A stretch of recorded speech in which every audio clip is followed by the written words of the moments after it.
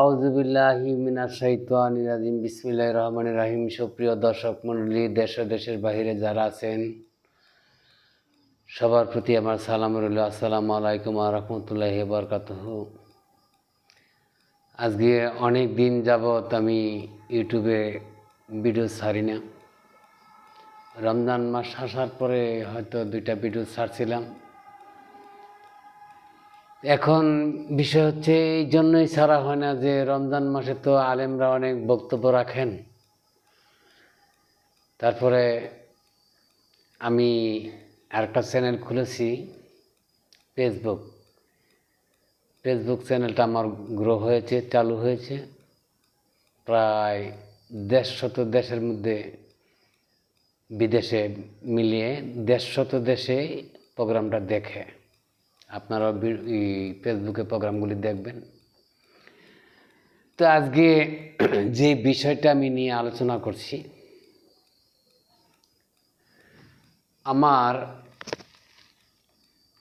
হাতে একটি কোরআন শরীফ আছে। এই কোরআন শরীফটা হলো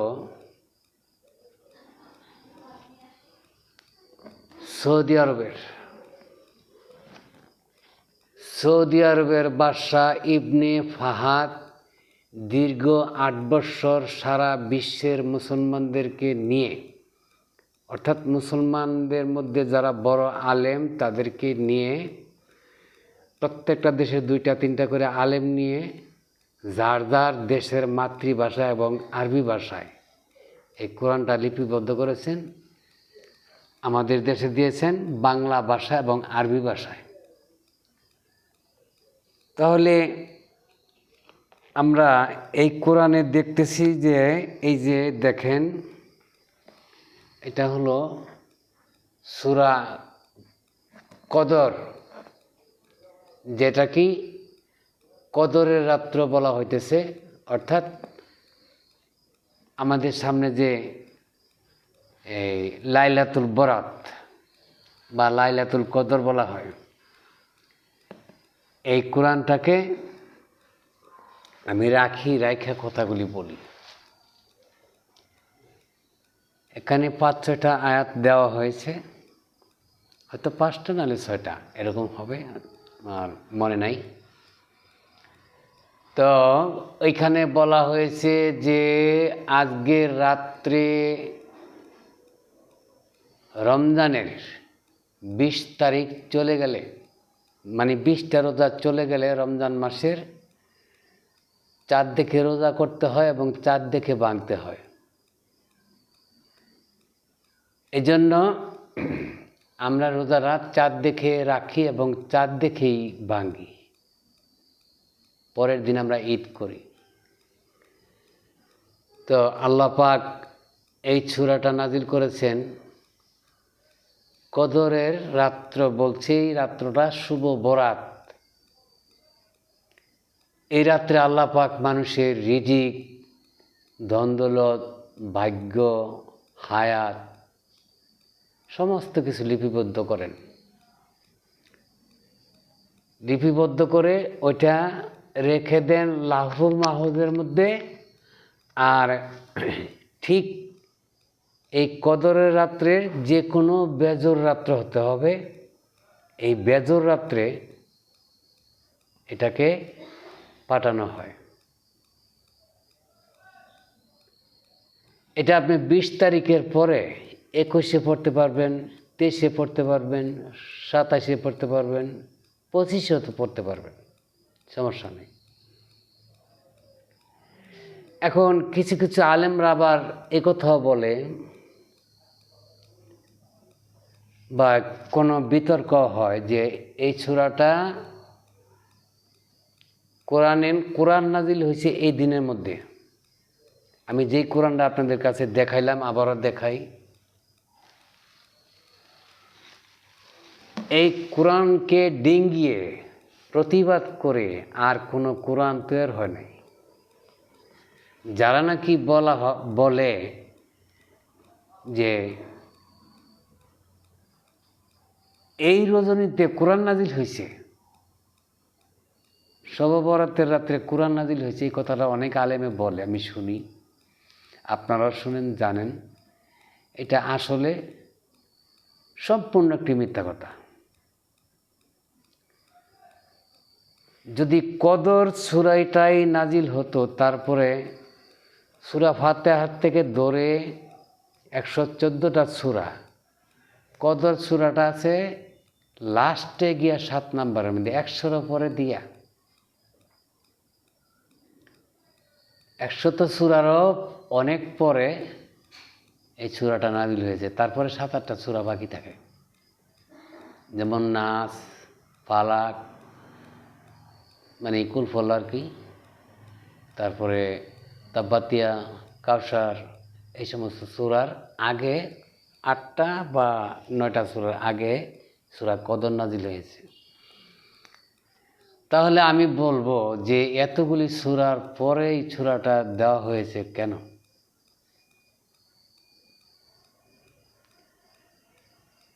আচ্ছা, এখানে তার একটা মতবাদ দিয়েছে যে সূরা লিখতে গিয়ে ওখানে পাওয়া গেছে যে সর্বপ্রথম এই সূরাটা নেওয়া হয়েছিল। এই সর্বপ্রথম সূরা ফাতিহা, তারপরে বাকারা, তারপরে আল মায়দা, এইভাবে সূরাগুলি কোরআনে আসছে সিরিয়াল মতে। কোরআনের সূরাগুলি লিপিবদ্ধ করছেন উসমান গনি, তার কিছু সঙ্গ নিয়ে, লোক নিয়ে সেইটাকে অনেক বড় আকারের চামড়ার হাদিসের মধ্যে এটা লিপিবদ্ধ করেছে।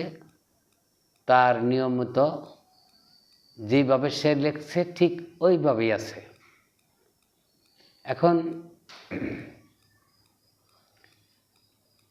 শুধু যে এই কথা বললেই হবে যে কদরের রাত্রে এই সূরাটা নাজিল, কোরআন নাজিল হয়েছে, এটা মূলত এই কোরআনের মধ্যে এই সমস্ত কোনো কথা নেই। তাহলে আমি এটা বিতর্কে যাব না, আমি আলেম না। আমি এটাই বলতে চাই যে এই সূরাটা হয়তো নাজিল হয়েছে, সূরা তো আমাদের লাফ ও মাহফুজের মধ্যে পুরা কোরআনটাই আছে, হয়তো এটা কোরআন আকারে পরিণত হইতে বা আসতে দেরি হয়েছে, আগে অন্য সূরাগুলি আসছে। কিন্তু মূলত কদরের রাত্রে যে বা এই 21 তারিখে বা 25 তারিখে, 27 তারিখে কোরআন নাজিল হয়েছে পুরাটা, এটা নয়। হয়তোবা এই সূরাটাই নাজিল হয়েছে। এখানে 4 জন রাব্বি আছে, তারা মত এইভাবে দিয়েছেন, এবং সাহাবীদের মধ্যে আবু বকর সিদ্দিক রাদিয়াল্লাহু আনহু, আবু হুরায়রা, তারা এই কদর বিষয়ে এই কথাই বলেছেন যে কদরের রাত্র আল্লাহর নবী বলছে ভাগ্য রজনী। এই রাত্রেতে যে ব্যক্তি ইবাদত করবে, আল্লাহ পাক তার সমস্ত ফেরেশতা পৃথিবীর মধ্যে তার নিয়ামত নিয়ে ঘোরাফেরা করে। তাহলে কোরআন যা বলছে এটা আমাদের বিশ্বাস করতেই হবে। কোরআন আমাদের ধর্মগ্রন্থ, আমরা এটাকে বিশ্বাস করি, এটার পরে আমাদের ঈমান থাকতে হবে। এই কোরআনের মধ্যে যদি আমাদের ঈমান না থাকে, নবীর প্রতি ঈমান না থাকে, তাহলে আমরা ঈমানদার হতে পারবো না। আর নবীজি যে কথা বলেছে, নবীজি বলেছে যে এই সূরাটা কদরের রাত্রে পড়বেন বা সারাটা কোরআনই পড়বেন, যতটুকু ভালো লাগবে, জিকির করবেন, নামাজ পড়বেন, নফল নামাজ পড়বেন। এই সমস্ত কথাগুলি নবীজি বলছে যে এতগুলি রোজার পরে এই বেজর রাত্রে এই কোরআন তেলাওয়াত করলে, জিকির আজকার করলে, বেশি বেশি নফল নামাজ, সুন্নত নামাজ পড়লে আল্লাহর ফেরেশতারা আসে, আল্লাহর নিয়ামত নিয়ে মানুষের উপরে বিতরণ করে। আমরা যদি নবীকে মানি তাহলে এটা মানতে হবে, এবং কোরআন যদি মানি তাহলে এগুলি মানতে হবে। তো এই কদর রাত্র নিয়ে কি হয়েছে না হয়েছে, কখন নাজিল হয়েছে, ভীষণ বিতর্ক। কেন যে তারা এসব বিতর্কে লিপ্ত থাকে আমি বুঝি না। এটা কি নেক হয় না গুনাহ হয়? আমার মনে হয় নেক হয় না। গুনাহ হয় কিনা এটা জানি না, তবে আমার মতে বলে যে নেক হয় না এটা নিয়ে বিতর্ক করলে। আল্লাহর কোরআনের কোনো বাণী নিয়ে কটূক্ষ করলে বা উল্টাপাল্টা বুঝলে বা বুঝালে এখানে নেকের কিছু দেখা যায় না।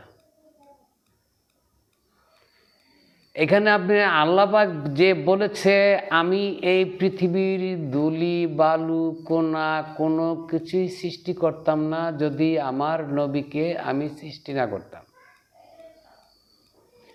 তাহলে সর্বপ্রথম আল্লাহ পাক নবীকে তৈরি করেছে। নবীর সম্মানার্থে ৩১৩ জন নবী আল্লাহ পাক দুনিয়াতে পাঠিয়েছেন তাকে সম্মান করার জন্য। তার যে মহরের নবুয়ত, এই নবুয়তের বোঝাটা কারো কাঁধে ছিল, আদম আলাইহিস সালামের কাঁধে ছিল, শীষ পয়গম্বরের হাতে ছিল, নূহ নবীর কপালে ছিল, তারপরে দাউদ নবীর মাথায় ছিল, এরকম আস্তে আস্তে ঈসা আলাইহিস সালামের আঙ্গুলের মধ্যে ছিল। বহুত নবীদের এইসব ঘটনা।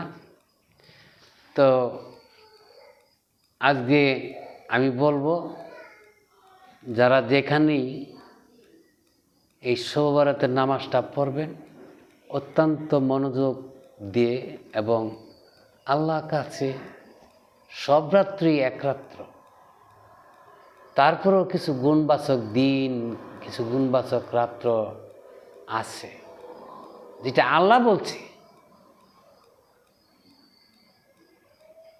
আমাদের মধ্যে কিছু গুণবাচক সময় আছে না, যেমন জন্মদিন, বার্থডে বলে, তারপরে ঈদ।